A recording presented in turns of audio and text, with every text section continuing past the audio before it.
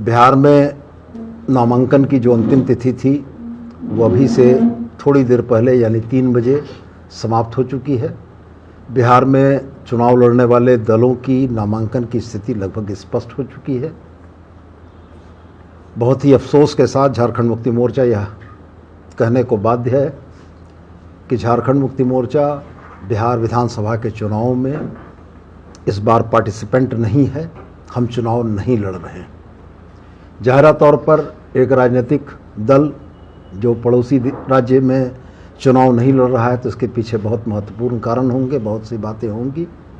तो मैं आपसे यही कहना चाहूँगा कि बिहार के गठबंधन के अगुआ राजनीतिक दल की राजनीतिक धूर्तता ने झारखंड मुक्ति मोर्चा को यह नुकसान पहुंचाया। झारखंड मुक्ति मोर्चा के बिहार में चुनाव लड़ने की आकांक्षाओं पर पानी फेरा और बिहार प्रदेश में झारखंड मुक्ति मोर्चा के नेतृत्व में अपने लिए बेहतरी तलाशने वाली जनता के लिए भी एक धोखा किया। हम इस बात से बहुत आहत हैं कि राष्ट्रीय जनता दल के नेतृत्व ने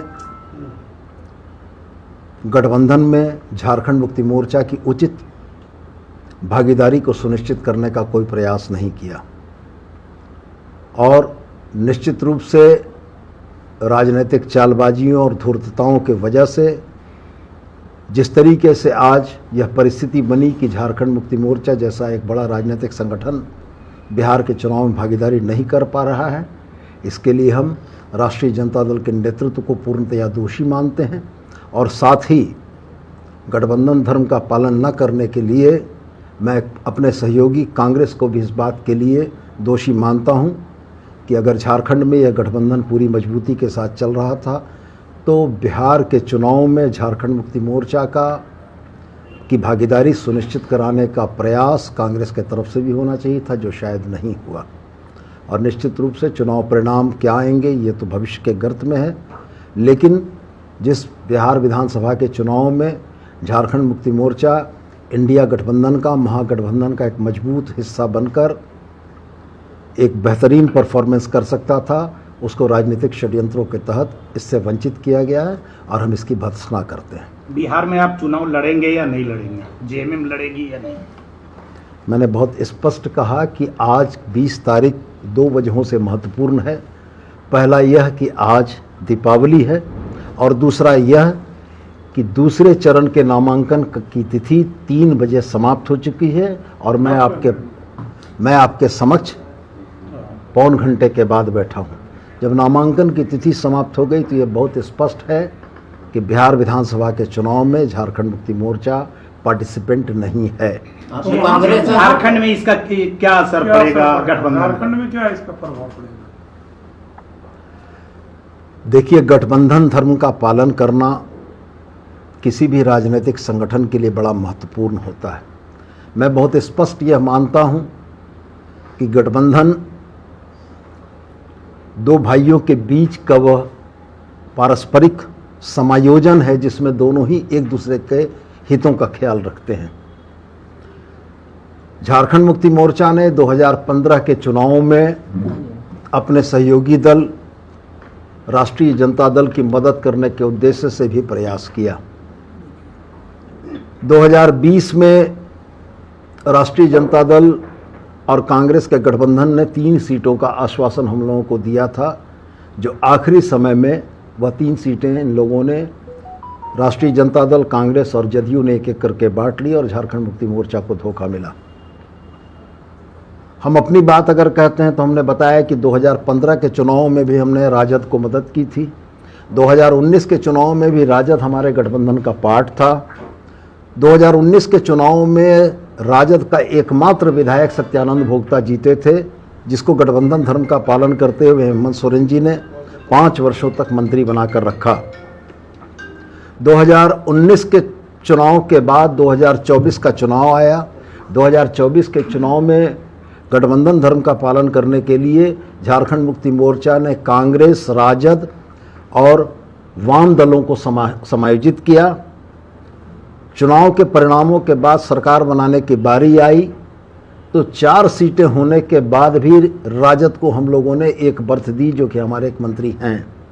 मैं ये बातें तमाम इसलिए आपको दोहरा रहा हूँ कि झारखंड मुक्ति मोर्चा ने बड़ी सदाशयता के साथ गठबंधन धर्म का पालन किया।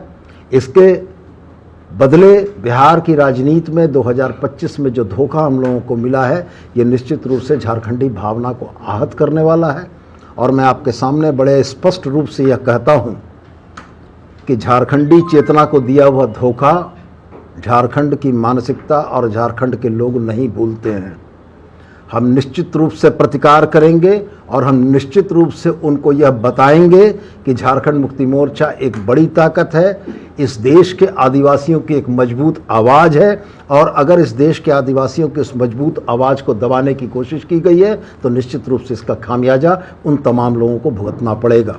झारखंड में आरजेडी गठबंधन दल में अब रहेगा या नहीं रहेगा? पार्टी निश्चित रूप से आने वाले समय में महागठबंधन के राजनीतिक दलों के क्रियाकलाप के आधार पर समीक्षा करेगी और संगठन के प्लेटफॉर्म पर, पार्टी के प्लेटफॉर्म पर समीक्षा के उपरांत मुक्ति मोर्चा के राजनीतिक हितों के जो अनुकूल होगा उसके अनुरूप निर्णय करेगी। और ये निश्चित रूप से मुक्ति मोर्चा के राजनीतिक हितों के साथ साथ झारखंडी हितों के भी अनुकूल होगा। बिहार में क्या रोल रहेगा अब बिहार के चुनाव में? बिहार के चुनाव में झारखंड मुक्ति मोर्चा किसी भी तरीके से सक्रिय राजनीति में नहीं है। हम वहाँ के किसी भी राजनीतिक कार्यक्रमों में भागीदार नहीं हैं। क्या आरजेडी और कांग्रेस को सबक सिखाया जाएगा बिहार के चुनाव में? मैं यह स्पष्ट मानता हूं कि अगर सक्रिय भागीदारी मेरी नहीं है तो वैसी स्थिति में झारखंड मुक्ति मोर्चा को चाहने वाले और जिस तबके का प्रतिनिधित्व झारखंड मुक्ति मोर्चा करता है वह मतदाता भी इस बात को बड़ी गंभीरता से देख रहे हैं कि किस तरीके का राजनीतिक छल का शिकार झारखंड मुक्ति मोर्चा को बनाया गया। इसका जवाब वहाँ की जनता देगी। और मैं पुनः दोहराकर आपसे यह कहता हूँ कि पार्टी संगठन की तरफ से माननीय मुख्यमंत्री के निर्देश पर 7 तारीख को यानी 7 अक्टूबर को मैं पटना गया था अपने सहयोगी विनोद पांडे जी के साथ। हम 2 लोगों की इस टीम ने जाकर राष्ट्रीय जनता दल के शीर्ष नेतृत्व के साथ मुलाकात की थी। उस शीर्ष नेतृत्व के साथ 1 घंटे से ज़्यादा चली हुई वार्ता में बड़े सौहार्दपूर्ण तरीके से इन बातों का एक सहमति बनी थी कि झारखंड मुक्ति मोर्चा इंडिया गठबंधन का पार्ट है और झारखंड मुक्ति मोर्चा को समायोजित करने में कहीं से कोई कमी नहीं होगी। लेकिन 7 से लेकर 20 अक्टूबर तक के इन 13 या 14 दिनों के कार्यकलाप में राजनीतिक धूर्तता का जैसा परिचय दिया गया है ये निश्चित रूप से आहत करने वाला है। और हम इस बात को भी कतई नहीं भूले हैं कि राहुल गांधी जी, तेजस्वी जी की इस यात्रा के समापन में मनोहार और इसरार करके हेमंत सोरेन जी को बुलाया गया था और हेमंत सोरेन जी इंडिया गठबंधन के पार्ट होने के वजह से वहाँ गए थे। और अगर अभी बदले हुए क्रम में, बदली हुई परिस्थितियों में इस तरीके का बर्ताव हुआ है तो निश्चित रूप से इसका फलाफल उन तमाम ताकतों को भी भुगतना पड़ेगा जिन लोगों ने झारखंड मुक्ति मोर्चा के आत्मसम्मान को आहत किया है। बातचीत में आखिर ब्रेक कहाँ लगा? मैंने बहुत स्पष्ट आपसे कहा कि यह राजनीतिक धूर्तता थी। सीट शेयरिंग में जेएमएम का ज़्यादा डिमांड था और वो पूरा नहीं होने के कारण क्या नहीं, अटका है? नहीं, कितने सीटों की मांग? वास्तव में परिस्थितियां यही बनी थीं कि तेजस्वी जी ने मुझसे पूछा कि आपके पास किन सीटों पर लड़ने का विचार है। हमने बहुत स्पष्ट उनसे कहा कि विगत 3 चुनावों से झारखंड मुक्ति मोर्चा ने बिहार में चुनाव नहीं लड़ा है। 2015 के चुनाव में राजद को मदद पहुंचाने के उद्देश्य से राजद के द्वारा बताई गई सीटों पर हम लोगों ने कैंडिडेट उतारे थे। 2020 के चुनाव में हमने स्पष्ट बताया कि 3 सीटों को देने की सहमति बनी थी जिसको आखिरी समय में बदल दिया गया। हमने तेजस्वी जी को 28 वैसी सीटें बताईं जिन सीटों पर बिहार में ट्राइबल वोटर्स सिग्निफिकेंट हैं। हमने उनको बताया कि इन 28 सीटों में से 22 सीटें आप हारे हैं और एक मार्जिनल छोटे से अंतर से हारे हैं। हम लोगों ने उनको यह समझाया था कि झारखंड मुक्ति मोर्चा आपके गठबंधन का जब यहाँ पार्ट होगा तो वैसी स्थिति में जो एसटी मतदाताओं का रुझान एनडीए के तरफ है उसको हम लोग इंडिया गठबंधन की तरफ लाने में कामयाब होंगे और निश्चित रूप से सीटों के कन्वर्जन में झारखंड मुक्ति मोर्चा की एक बड़ी भूमिका होगी। हमें भी इस बात का आश्वासन मिला कि वो हमारे नेता हेमंत सोरेन जी से बात कर लेंगे। और ये बात करने का सिलसिला, यह प्रक्रिया लगातार चलती रही। कभी कांग्रेस से गठबंधन की बातें आती थी कि उनसे बात चल रही है, इसके बाद आपसे बात हो जाएगी।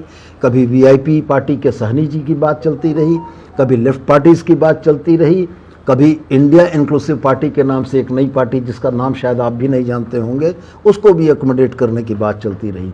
लेकिन बड़ा दुर्भाग्यपूर्ण यह रहा कि जिस इंडिया गठबंधन का एक मजबूत भागीदार झारखंड मुक्ति मोर्चा है, उसके दावों को खारिज किया गया। और इसमें मैंने स्पष्ट कहा आपको कि मैं राजद को जितना दोषी मानता हूं, मैं यह भी दोषी मानता हूं कि कांग्रेस की भी इसमें भूमिका रही है। कांग्रेस को भी निश्चित रूप से अपने इंडिया गठबंधन के एक मजबूत साझेदार के हितों की संरक्षा के लिए बात करनी चाहिए थी, मध्यस्थता करनी चाहिए थी। चूँकि मुझको वो दिन याद है, 2024 के चुनाव में झारखंड मुक्ति मोर्चा ने झारखंड में बड़े भाई की भूमिका निभाते हुए कांग्रेस को, राजद को, वाम तमाम दलों को हम लोगों ने अपनी भी सीटें देकर एडजस्ट किया है।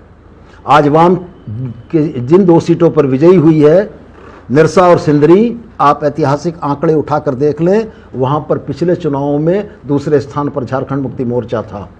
और वैसी भी परिस्थिति होने के बाद हम लोगों ने निरसा और सिंदरी उनको दिया और गठबंधन धर्म का पालन किया।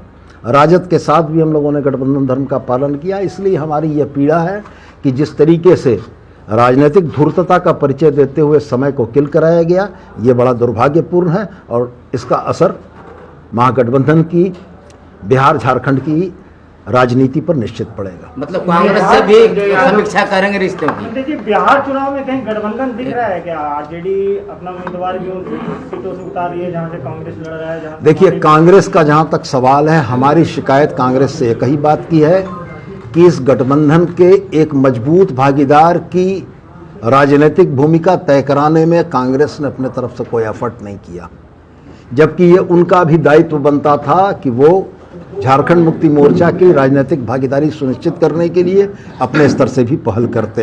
तो निश्चित रूप से हमारा कहीं ना कहीं आज सम्मान इस बात के लिए आहत हुआ है कि ये जो परिस्थितियां बनी हैं, यह परिस्थितियां कांग्रेस के भी मूक और मौन रहने के चलते बनी हैं। और कांग्रेस यदि मूक और मौन रही है तो हमारे लिए ये बड़े अपमान और आहत करने की बात है। क्या राजनीति में कहा जाता है कि कुछ भी असंभव नहीं है? क्या झारखंड मुक्ति मोर्चा के लिए भी कुछ भी असंभव नहीं है? मैं फिलहाल उन बातों पर नहीं जाना चाहूँगा, लेकिन मैं स्पष्ट रूप से यह जरूर कहूँगा कि महागठबंधन का गठन, इंडिया ब्लॉक के गठन में झारखंड मुक्ति मोर्चा एक बड़ा मजबूत साझेदार रहा है और अभी तक की परिस्थितियां हमें इसी रास्ते पर ले जा रही हैं। लेकिन अगर राजनीतिक परिस्थितियां झारखंड मुक्ति मोर्चा और झारखंडियों के हितों के विरुद्ध होगी तो पार्टी और भी कोई निर्णय ले सकती है।